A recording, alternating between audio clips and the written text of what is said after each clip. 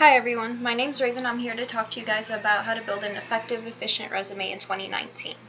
We are all students here. We're all here to further our education for a reason. At some point, we're going to need a resume for some reason, whether it be you're going to be changing career fields, change companies, or you're just applying for an internship. We're going to need a resume at some point in the near future. So I'm going to talk to you about 3 key ways to make an effective resume. First, I want to talk to you guys about applicant tracking system, which is ATS, referred to as ATS a lot of the times. 64% of staffing firms use ATS to select an applicant just to bring them in for an interview.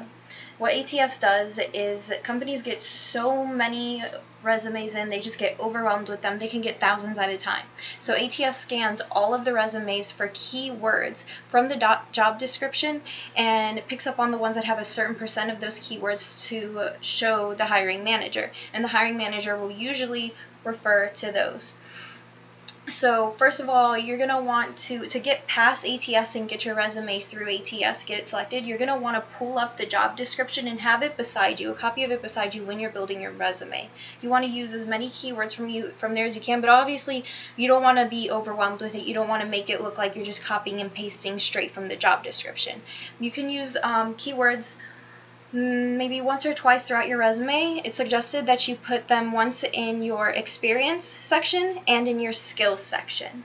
You want all of the information to be relevant to that job description. You don't need any unnecessary information. So you want to ask yourself, is it relevant? And how does this prior experience specifically contribute to this job? Secondly, we're going to go over the structure of your resume. Again, if your structuring is too much or off, ATS can skip over an entire section of your resume and not scan it. So you need to have clear section headings. Everything should be in one column as suggested, and professional font. ATS will also skip over if you have any font that isn't something that it can't read or too many colors. Most people will also say that a resume should only be 1 page. I want to say that it is okay for your resume to be 2 pages, but also you don't want to just fill it up with possibly anything you can think of. You're going to want to only put, like I said, relevant material. So the only time that your resume will be 2 pages is when you have manager experience or some type of upper level experience that all applies to this position. And that is without including your cover letter. Your cover letter is a whole other topic. On your skills section, you only want things that are that talk about the specific needs of the organization, and that goes back to researching the organization beforehand and before you start your resume, and possibly even including some of their company values in your cover letter or in your skills. Lastly, I want to go over virtual resumes with you. Virtual resumes are extremely important in today's society, not only just for your resumes, for your companies to get a more in-depth understanding of who you are and what your interests are, your professional interests, but also for networking purposes. So, LinkedIn is the most popular used resume site.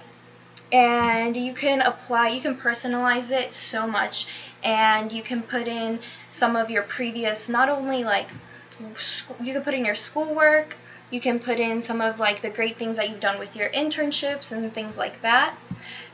And 77% of hiring firms actually do go through LinkedIn to find applicants.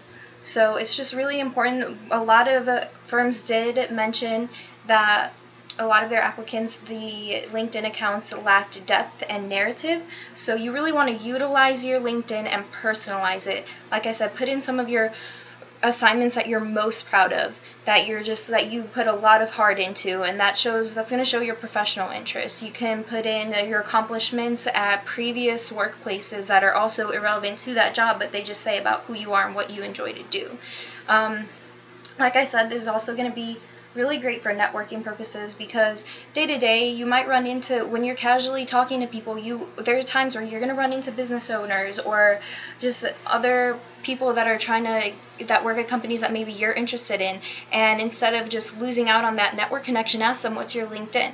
Or you can pass on your own LinkedIn, and the more connections that you have on that actually makes you available to be seen by more hiring firms as well. So those are just a couple very brief tips on how to build a strong resume. You want your resume to be able to be read by ATS. You want it to be clear and concise, have very clear structure, and you want to make sure you utilize that LinkedIn account or even the Monster account as well, or Indeed. So thank you guys for listening to me today, and I hope you have a great day.